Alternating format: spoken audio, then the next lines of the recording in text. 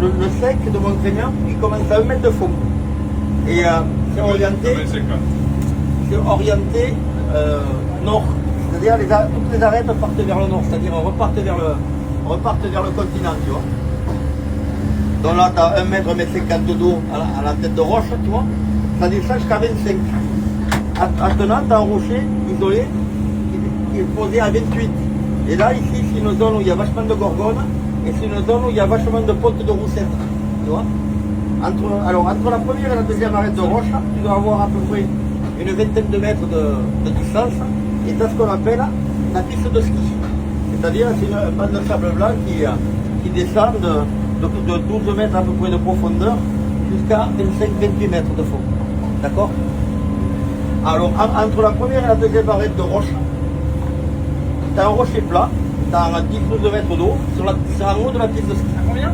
À 10-12 mètres de profondeur. Il est là. Celui-là, là. En fait, quand tu le regardes, le rocher, tu vois comme s'il rouillait un petit peu.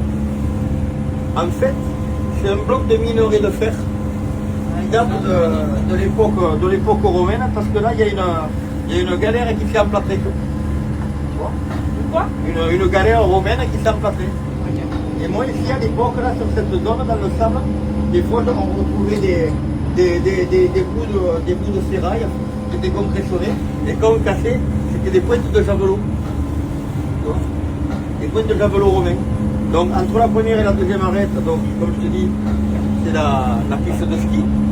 Dans la deuxième arête rocheuse, maintenant dans la deuxième arête rocheuse, tu as une zone d'éboulis. Là, souvent, sur cette zone d'éboulis, tu vois comment ça s'appelle, tu as une roche plate.